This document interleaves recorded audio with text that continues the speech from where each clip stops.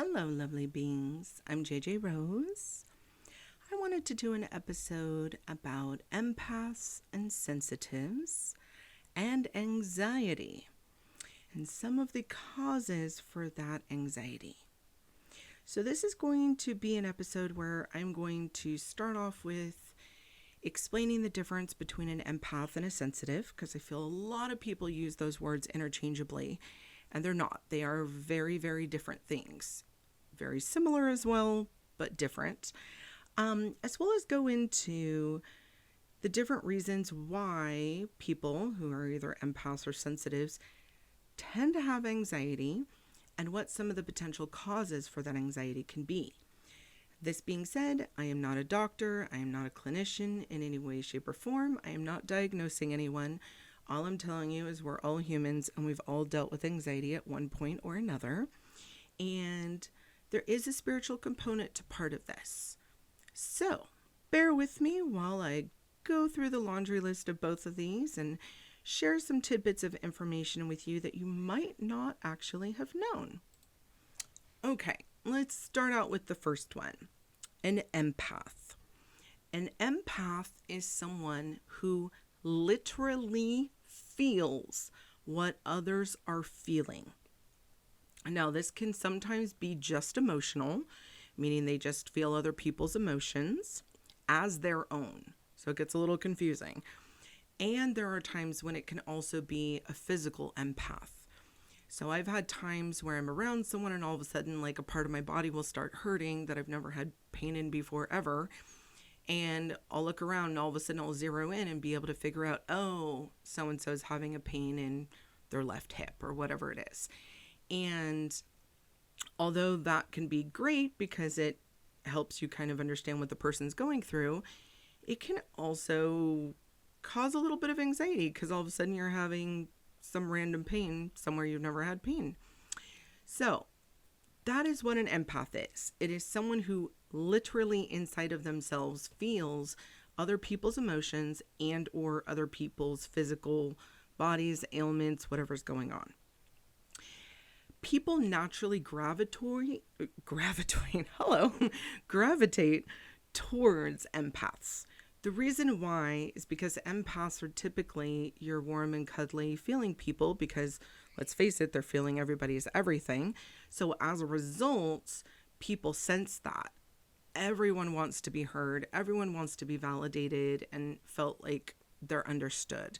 So empaths usually find the people that typically feel in their own selves like no one's ever really felt or understood them. People tend to really open up and share things that they normally wouldn't. And a lot of the reason why is because empaths, again, because they feel so much, they typically create a very warm and safe space for people to open up and share things. Reason being is because if I'm feeling all of your stuff and you're uptight or stressed out or whatever, I want to get myself feeling nice and calm. So I therefore am going to create a space where you can be nice and calm and stress free as well, because then I don't have to feel what you're feeling, if that makes sense. It's not always as deliberate. Typically empaths, because they are feeling so much from other people, they tend to have a lot more compassion as well. And therefore people again feel that on some different level. And so they just get the warm and fuzzies from them and they want to be around them, share things with them. The unfortunate side of that, though, is that people tend to dump on empaths. Oh, great. Someone who understands me, someone who feels me. Wonderful. And then here's all my emotional garbage. Great. They feel wonderful. And then if the empath doesn't know how to properly clear or how to bubble, the empath is left with their big bag of emotional garbage. This is why I triple down when I am talking about bubbling and doing self-clearing. Because if you are an empath naturally, and you've had people do this your whole life, you're probably walking around with not a storage pod, but like an entire storage facility of other people's stuff. And that can really drag you down. And it can also get extremely confusing for you to figure out what is your emotions, what are your physical ailments, versus what are you picking up off of other people. So again, harkening back, this again is why I'm trying to teach everyone how to bubble, how to clear, how to do these things for yourselves, how to check your cords so that you're in a very clean, healthy space yourself, so that you're not carrying around all the extra baggage and garbage from everyone else, because I'm sure you've got enough of your own. Let's face it, we're all grown-ups, we've all lived a life, no one is perfect, and everyone has their own stuff to deal with. But can you imagine dealing with all your own stuff and then like 58 other people's stuff as well? That's the life of an empath. Another pitfall for empaths is, unfortunately, narcissistic and selfish people also tend to flock to empaths, as well as emotional and energy vampires. And the reason for that is, well, with narcissists or narcissistic type people, they're able to get their goodies because someone feels them, they feel felt, they feel understood, and typically empaths are, for the most part, empaths are more about the other people than they are themselves, and that gives the narcissistic personality a place to really shine because they're getting all the attention that they want. For selfish people, empaths, same thing. The selfish people are getting all the goodies. The empath rarely usually asks much from anyone else for themselves. Typically, the only people that empaths are asking stuff from is them own selves. And that's why self-care is so important. And I know I've mentioned that more than a few times. And every time I mention it, I am looking at myself in the mirror because I also have to learn that. So because empaths truly do care, they can become an easy target and an easy victim for people who are narcissistic, selfish, and vampires. I mean emotional and energy vampires, not real vampires. We're not going there yet. I highly, highly recommend, if you are feeling or you're listening to this and you're saying, okay, yeah, I'm an empath, definitely make sure you have strong and healthy boundaries, especially when you are having run-ins with people with these type of personalities. And I don't mean someone's selfish one time. I mean, they're a selfish personality. That's just who they are. And some people are born that way. It's nothing wrong with it. It's just who they are. That being said, it really is important that if you are an empath, you are studying up on the behaviors of narcissistic personalities, of selfish people. And the reason I say that is because when you understand how they work and what they do, and examples of that, whether it's from people you know or different videos where people are discussing that, there's tons of wonderful licensed therapists out there who have done videos on these type of people. But knowing how these people operate is vitally important because then you see the red flags. To be perfectly honest with you, a lot of empaths, myself included, especially when I was younger, I didn't recognize a lot of the red flags until I was so knee deep in them that all I could see were red flags, like I was in the middle of a carnival in a used car dealership. So again, this is why I'm recommending these things to you as I'm explaining what an empath is. It's not that I want to put you on a trajectory to become a counselor. You'd probably make an awesome counselor though if you are an empath, but you could also burn out extremely quickly as well. Shout out, by the way, to anyone who is a therapist or a counselor by trade and living. I'm so glad you're earning a living doing the work, but it is very, very hard work. And I pray for all of you out there.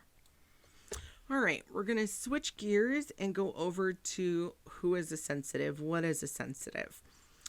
A sensitive is someone who can sense the energies around them, but they're not directly affected by them. So this is the difference between a sensitive and an empath. An empath literally feels it within themselves, whereas a sensitive senses it's happening, but they aren't internalizing it. They're not feeling it the same way as an empath would. An example is, for instance, a sensitive knows someone is upset in the space, but they themselves don't feel upset. Whereas an empath, on the other hand, an empath will just randomly start feeling upset and then be very confused. Why am I upset? I wasn't really upset a minute ago. Nothing upset me. Why am I feeling this way? So a sensitive is basically just someone who senses that energy is around them, even if there are no flags or factors showing them that someone is upset. Got to remember, there's a lot of people in this world who wear fantastic masks, and they are great at masking how they're really feeling. The reason why I say that is because there are some people who are of the camp where, oh, you're not really as sensitive, you're just really good at reading facial expressions or, micro expressions.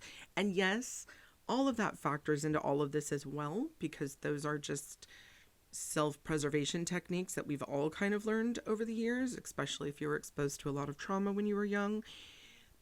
A true sensitive and energy sensitive, this is different. This is the person might not even be in the same room, but you just feel like, someone 2 rooms over is really ticked off. Sensitives tend to become the peacekeepers or the mediators of the family or friend circle.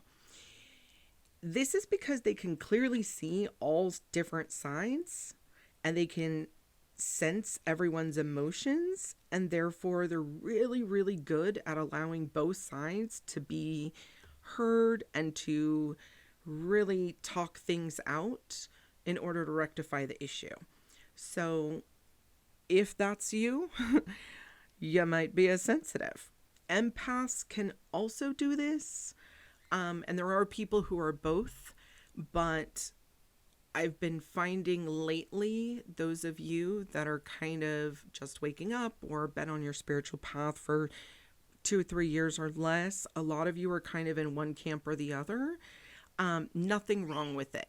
You definitely do not want to become an empath if you're just a sensitive right now. It can be extremely overwhelming.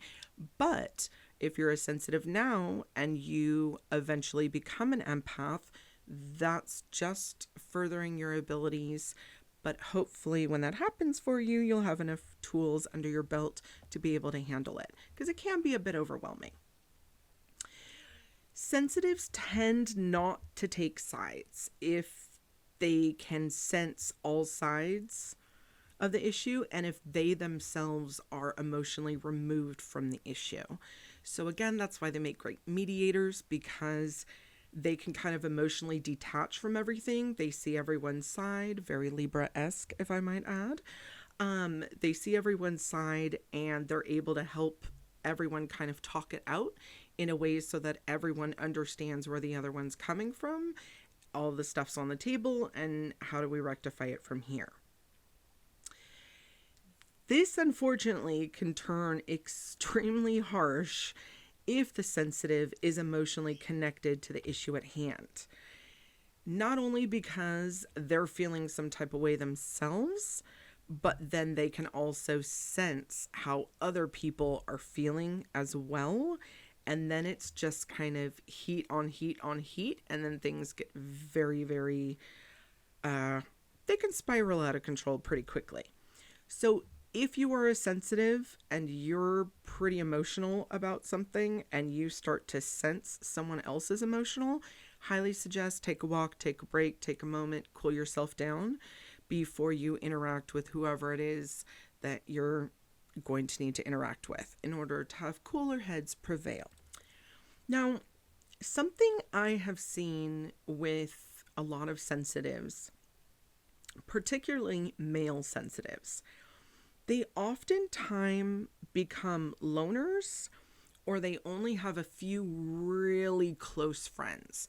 And here's what I mean by that. It doesn't mean that they're unpopular. They have friends, but when I mean close friends, I mean people that they will allow in emotionally. You got to remember, sensitives are very used to being kind of detached. They're used to being the peacekeepers. So they're really, really used to other people with heightened emotions. And therefore, they don't want to always let a lot of people in on how they're feeling. just simply because they know what they can sense from other people and they don't necessarily want people sensing from them, because most things tend to be reciprocal, right? Like, I'm the way I am, I just automatically think everyone else is the same way I am unless you tell me something different. And then I'm like, oh, okay. So the reason I bring this up is because obviously this is a bit of a trust issue for sensitives, right? They really, really, really have to trust that whoever it is that they're going to become very, very close with, they have to trust that that person is going to deal with how they feel in a positive but also supportive enough way. And that means with a sensitive, you really have to earn their trust in order to be close with them. Sometimes I've seen them just kind of become loners, and there's nothing wrong with that, but that also makes me a little bit sad because, it would be really nice to have some close friends in your life to be able to open up to, and people need people. So again, I hearken back to why bubbling and clearing is so important, because if you are properly in tune with what you're feeling versus what everyone else is feeling, and you're properly bubbling, meaning you're able to bubble out, make your blue bubble thicker. If you're going to be around a lot of people, that will prevent you from getting those hits that are really, really strong. Like, ooh, so-and-so is really upset, or, oh no, so-and-so wants to cry. And same for empaths. This is why I teach the bubbling. I double down on the bubbling because the bubbling is so important so that you can live within a very highly emotional world that we live in right now safely and feel like you can actually engage with other human beings and have friendships without feeling like you're constantly being assaulted with everything everyone's feeling. All right, now that I have told you all what an empath is, what a sensitive is, giving you a couple examples, hopefully by now you're with me. Let's talk about anxiety when you're a sensitive or an empath. This is something I've seen a few different people talk about. All wonderful opinions, all great things that they're bringing to the forefront. But there's a couple more that I wanted to add that I feel like aren't talked about. A lot of times people are mainly focusing on the emotions or on the energies, but there are other things too that can cause anxiety for sensitives and empaths. Number one, you're basically feeling the energies of other people, humans, animals, things, because things store energy as well as other entities and spirits. Even if you don't know that you're sensing the energy of energies or spirits, they're always around, right? So again, this is why I'm talking about bubbling so much, and I think y'all get the point by now. Again, this is so that you can filter out what is yours versus someone else's, something else's, and it will also help you really tune into what it is that you're picking up, and it will harness your skill set better so that you can do quicker reads. You're getting the information faster. You're able to quickly point out, oh, that's coming from over there. I don't like that object. Versus, hold on, I need to sit here for 20 minutes, do all this bubbling and clearing, and then eventually I'll suss out after I've gone through 900 people and spirits and items and animals in the room, and then eventually I'll get to the thing that's causing me this emotion. A lot of you, when you've reached out to me, a lot of what most of you say is, well, how do I develop my skill? How can I be taught to further this along? And this is why I take time out of my life in order to do these YouTubes, in order to talk to you guys about, here are subtle, tiny little ways that you can do these things in your daily life and practice so that you develop this skill and it becomes so natural and normal that you're not second guessing. You don't need to phone a friend and ask, did I get this right? You instinctually know. Another thing that causes anxiety for sensitive and empaths that I haven't heard talked about as much is sensing earth changes and changes in weather. Some of you are way more sensitive to earth changes than you realize. And some of you never even knew that was a thing. So for a few of you out there, this is going to be the first time you've ever heard this, and you're probably going to think that I am lost it, but I promise you in a few days, there will be more information that I'm going to be putting out to explain how this all works. So, things that you can be sensitive to in regards to the earth: earthquakes, volcanic eruptions, sudden weather changes, solar flares. We are all connected to the earth, and due to our bodies having an electrical system, all of these things affect us differently. Solar flares, for instance, when those happen, if you would like to double check my work, please do. NOAA website. It is the National Oceanic Agency. There's another A in there. I forget what it's for. Sorry. But they have a wonderful part of their website where they talk about the solar flares and the ones that are coming in, the magnitude, etc. If you actually take time to read the graph, it will tell you the magnitude of the solar flares and what physical changes can happen to people. There can be issues with pacemakers. There can be issues with heart arrhythmias. There can be issues with being extremely tired. Other people have gone into manic episodes. I myself have witnessed people go into mania during solar flares, and they don't realize why. Why do I keep an eye on all the scientific stuff when I'm spiritual? Okay, yes, I'm psychic, but having the news delivered to me every once in a while too also helps. And sometimes it just helps because I'm sensing something, and then I'll get a news article saying like, oh, there was an R3 class solar flare. And I'm like, that makes so much sense. The reason why I bring that up is there are always reasons for things, and you always want to qualify and rule out the physical stuff first. And this is why I'm bringing some of these things up and I'm giving examples, because there are some of you out there that immediately it's, I must be sensing an entity or a ghost or this or that. And it's like, no, just take a minute. Maybe you're sensing that there's a weather front coming through. Right now in the Northern Hemisphere, we're going through winter. A lot of times when we're getting these Arctic blasts, some of your bodies are registering that before it even hits your physical location. People like me, I'm registering all this stuff constantly, even in places I'm not physically at. So it's important to understand and also start logging how you feel when these things come across. Now, a big one for me are earthquakes and volcanoes. I have had this my entire life. I joke and say I'm a human USGS. The reason why is because whenever there's going to be an earthquake close to my location, I tend to get extreme anxiety. The larger the magnitude, the higher the anxiety is. The further away the earthquake is from me, if it is going to be a large magnitude, I get what I call earthquake tired.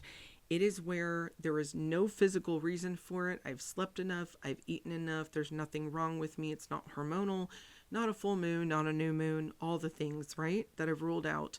And all of a sudden, it's like my eyes are closing on me. To the point where when this first started happening, I was literally wondering, like, did someone put something in my coffee? Very, very weird. Example of this, when there was the 9.2 earthquake in Chile years ago. The night before, felt okay and went to sleep, was a little more tired than usual, went to sleep maybe an hour or two earlier than normal. And at that time I had my phone across the room with the alarm on it. Well, my alarm went off, and apparently it had been going off for 30 minutes, to the point that my roommate had actually come into my room and turn it off and then shook me physically. And apparently all I could mumble was no. I was so exhausted, I could barely even move. fine. I didn't even call in sick to work. I could not get out of bed. I could not get out to even go to the restroom or eat. I was out. So all of a sudden, at like 2 or 3 in the afternoon, I wake up and I'm fine. And I mean, I felt like Sleeping Beauty for a minute, because it was like, okay, I've just slept for literally a day and a half, and this makes no sense. I didn't know it was a day and a half at that point, but it was. And I woke up, I felt refreshed, I felt fine. And I'm like, oh, this is wonderful. I know I didn't go to work, but like, what time of day is it? And I go in to grab my phone, and my coworker at the time knew this trait that I had. And she had texted me and she had said, I understand why you didn't make it to work today. There was just a 9.2 earthquake in Chile. Well, that's a huge example. I mean, obviously that's a huge magnitude, right? And obviously it's also very far from me. But the reason I bring that up is because that was how extreme that manifested for me. Now, I've had earthquakes hit of a pretty decent magnitude close to me. And the last one that was in the 5 point something range, the anxiety leading up to it was so bad that I had actually taken a pretty heavy anxiety medication, and it wasn't doing anything. It was almost like I had taken nothing at all. I was doing all my self-care stuff. I have a little device that I wear that Museum of Tarot put out that helps kind of with anxiety, which I will talk about as well in a minute. But I did all my things, right? I did the whole laundry check. Am I tired? Am I too much caffeine? Have I eaten? Did I not get proper sleep? Is something emotionally triggering me? Is it hormones? Is it this? Am I feeling somebody? Checked all my cords, tripled my bubbles, all the things. And it was just awful. And it kept building and building, to the point that I actually sent my mom a text and said, the anxiety I'm having right now is so out of control. I think you need to brace yourself. I'm pretty sure we're going to have an earthquake, and it's going to be a pretty decent one. She replied back, okay, because obviously she's my mom. She knows me by now. And I try not to bring out these things unless I've done all my checks, because I don't want to worry anybody unnecessarily. And lo and behold, I'm sitting in a chair, and the anxiety gets to the point where, like, if I don't get up and physically move, I feel like, impending doom. So I get up and I walk across the room, and as I'm in the middle of walking, it hits. And it was, like I said, it was, in the 5 point something range, and it was pretty decent. So that's an example of how it manifests for me. Now, if some of you are thinking, okay, well, why aren't we all human USGSs? First of all, you're welcome. If you're not, it's great, especially if you don't live in an earthquake-prone area. It makes sense that this wouldn't be something that you necessarily would feel very often. It doesn't mean you don't sense them in some way. It's just if you don't live in a prone area, they're not necessarily going to be affecting you as much. Obviously, I live in an earthquake-prone area, so I'm on the West Coast. That's all we get. That and fires. So the reason I bring this up is there actually is a scientific reason for this. When the earth crusts are moving before an earthquake or before a volcanic eruption, the Earth's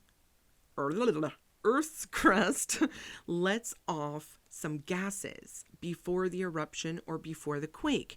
And even if it's super far away from where I'm at, which Chile is a pretty good distance from me, people like me, for whatever reason, I am still sensitive, and I still can sense that gas, and it does something to my physical body. When it's far away, as I said, it seems to manifest in me getting extremely tired. And again, it is a very weird tired. I call it earthquake tired now. I have a name for it. Again, if it's going to be super close, then the anxiety is just careening out of control. I also want to mention EMFs.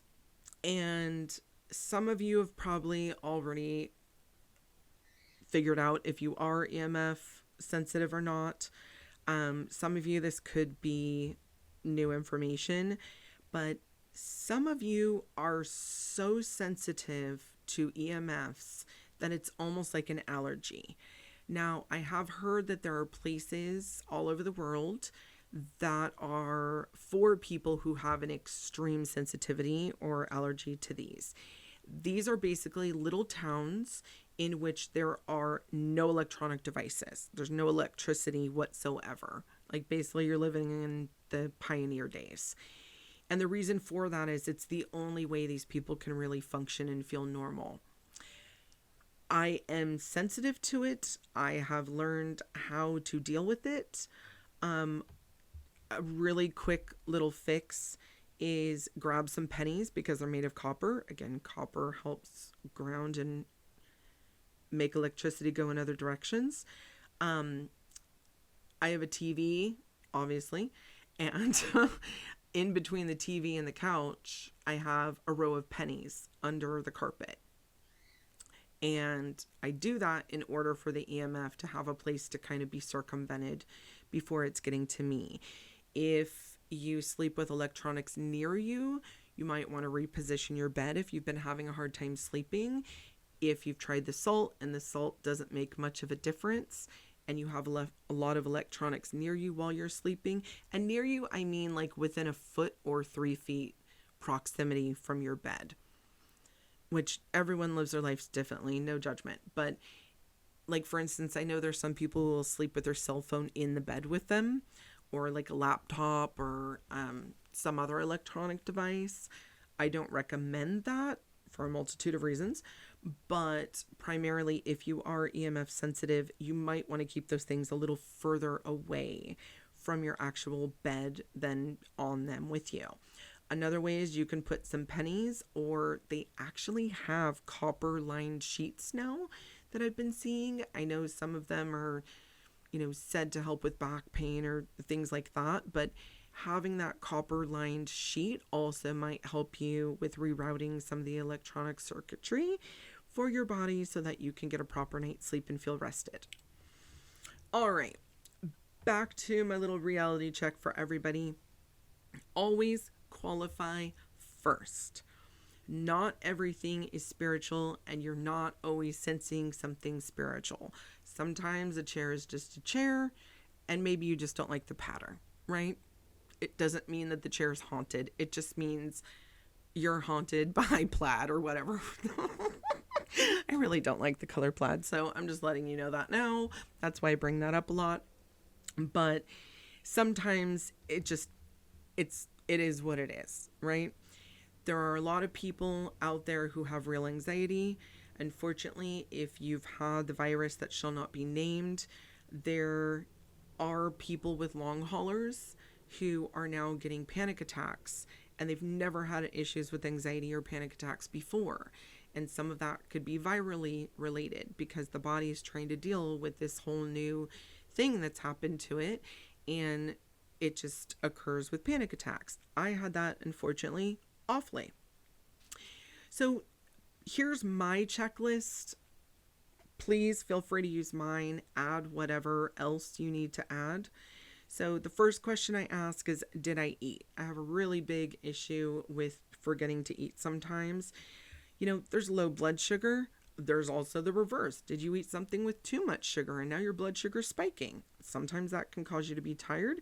For some people, it can make you really, really, really hyper.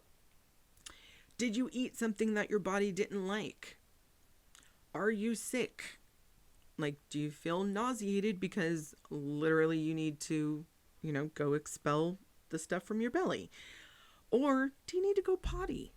And I know that probably is going to make some of you laugh, but in the reality, we're all human beings and we all have to do this stuff. And, sometimes you just need to go use the restroom. Did you sleep? Did you sleep well? Did you oversleep? Or are you tired? Did you undersleep? Emotional check-in. Are you being triggered by something that you heard, that you saw? Is it maybe something in the background that you're not even picking up? Like, I had this happen once. There's this one particular song that it bums me out, right? And I'm in the grocery store. You know how they keep the music in the grocery store tuned down to like just the perfect level that you can almost kind of tune it out? Well, that's what I was doing. And I didn't even realize the song was playing because I was talking with someone as usual. And so all of a sudden I'm in like this total bummed out mood. And I'm like, this is so weird. And I do all the checks. It's not me, not the person I'm talking to. This is so strange. And then I stop for a second and I realize, oh my God, they're playing that song. And the song always bums me out. So, again, qualify everything physically first. Make sure you're ruling out all of that stuff. Emotions are weird. Sometimes we're triggered by smells, sounds, sights, colors, things like that you don't even realize, which is important why you need to pay attention to yourself. Like, understand and know who you are and all your stuffs before you try to go out there and understand other people in the world. Because it's really, really hard to understand other people if you don't have a really good grasp on your own self first. And some people call that shadow work. I call that just part of being a human and stuff we got to do, but it really is important. Understand yourself, even if it's journaling for yourself, where you're journaling how you feel, or you're journaling how your day was and how you reacted to certain things. All that stuff is important. I know it probably sounds like a lot of psychobabble, but I promise you, when you understand yourself, it will cut out about 60% of the questions and issues. And the last one is physical. Are you having a medical reaction? Are you having allergies? Is it, whatever physical stuff could be? Does something hurt that you're not paying attention to? To be honest, most of us who are pretty open, whether you're a sensitive empath or all the above and then some, which most of you are, we don't like to be in our physical bodies much. Okay. This is why most of the time when I'm working with people, I'm having to really triple down about get in your body and ground. It's not fun. Okay. I understand. I am out of my body most of the time, not completely. I'm always at least 25% in, but I get it. These physical bodies feel weird, especially because you're a spirit having a human experience. So when you take all of who you really are in the spirit realm and then you shove it into this little compact thing, this body, it can be weird and it feels kind of weird and you feel heavy and things hurt. You got all these weird stuffs that you got to deal with. And I get it, but it is important. This body is your vessel. And therefore, you got to take good care of it, just like you would a car or whatever else you use to get around. You're going to make sure that everything's in good working order and you're trying to take care of it. So physically, are you having a medical reaction? Is this allergies? Is this that you're getting a virus, or do you have an infection? Are you vitamin deficient? A lot of people who contact me when I'm checking in, I'm getting vitamin deficiencies. It makes sense with vitamin D because obviously it's winter for us up in the northern hemisphere. But B vitamins are vitally important for your nervous system. So if you've grown up and all your life you've been a sensitive or an empath and you've had all this emotional stimuli your whole life, that can be pretty frazzling for your nervous system. And if you're not eating proper diet and you're not eating proper B vitamins, your nervous system can literally go into freak out mode. And I won't go into a whole lot more about that, but just make sure that you get your vitamins. Take your vitamins. I'll be your mama for a minute. Take your vitamins, please. So if you've done the qualify first, right? You've gone through your checklist of all the things. You've ruled all of those out. Okay, this is what I do. Once I've ruled all those out, okay, take a minute and I ask Spirit, what am I sensing? Okay, done my physical list. It's none of those. What am I sensing?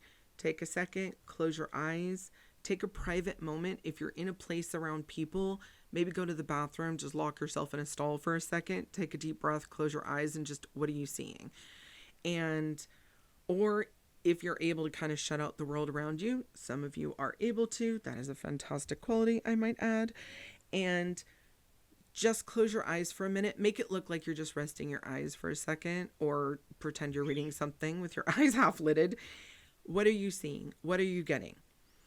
And if you're not getting anything from that, if spirit's kind of silent at the moment, check your cords. A lot of you who are sensitive or empaths, you're feeling your cords way more than other people are. A lot of you aren't even aware of the number of cords that you've got going on. But sometimes when you check your cords, you're going to find out, oh, so-and-so is feeling, etc. And they don't even need to be physically with you. I mean, I have cords that are across the world and I get hits on those. So check the cords. Last thing, if you've checked all of those, spirit isn't telling you anything, you're closing your eyes, you're not getting any information, you've checked all the cords, everyone's good. Last thing that I do, get in your body and ground and see if you're picking up on the earth changes. And if you get a hit, yes, then start asking where, i.e., do I need to be alert for this? Like, do I need to duck and cover? Do I need to get in the basement? Do I need to go outside?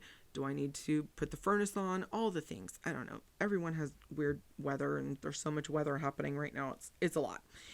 So again, the reason I'm going through all of this in the detail that I am is because it's so important for you guys to pay attention.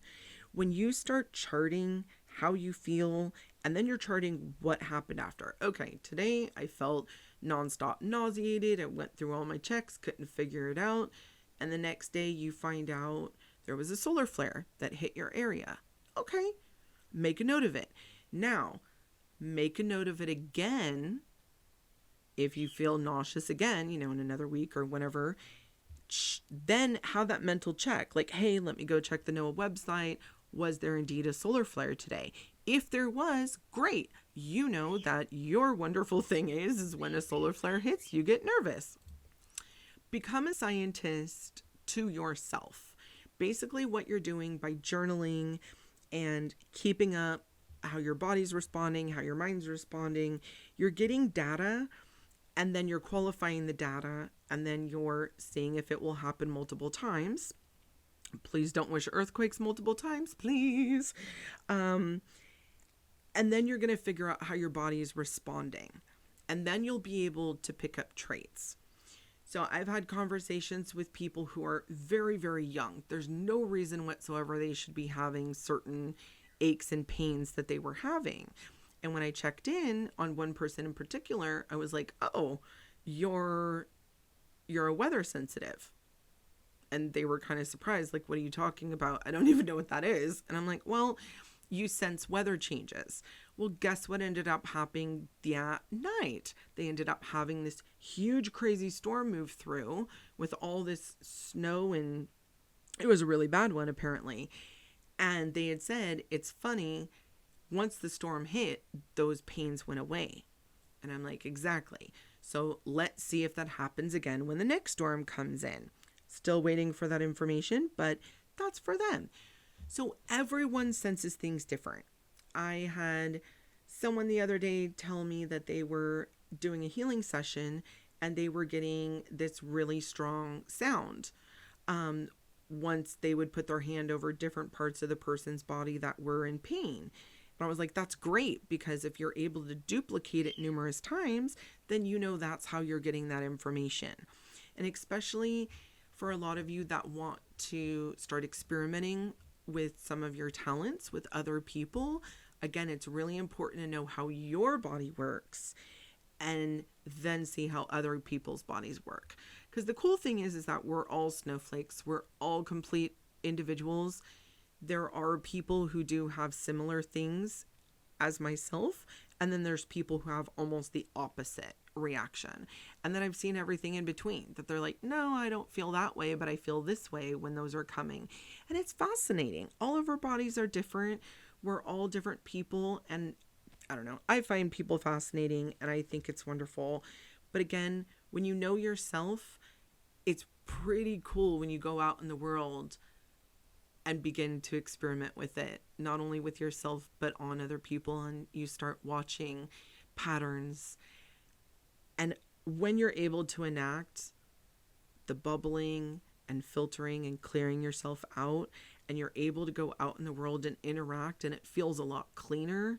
You feel better when you come home. You don't feel super drained. You're in your own energy space. And then when something comes along that's a little different or a little weird, it's a lot easier to manage it when you know where it's coming from or the why. I know for me, with anxiety, the biggest thing is like, why am I getting anxiety? And then, of course, that gives me more anxiety, right? Sometimes going down that rabbit hole. But that's why I try to treat it like how a doctor would or how a scientist would. Okay, we have an issue going on here. Let's get as much data as we absolutely can in order to figure out why we're having this end result. I hope this helps some of you. I hope that this takes you further down your roads, and I wish you all the absolute best. And I so look forward to hopefully some of you reaching out and telling me some pretty cool things that you've learned that your body does with different fun sensing stuff. All the best, you guys. Thank you so much for taking the time to listen.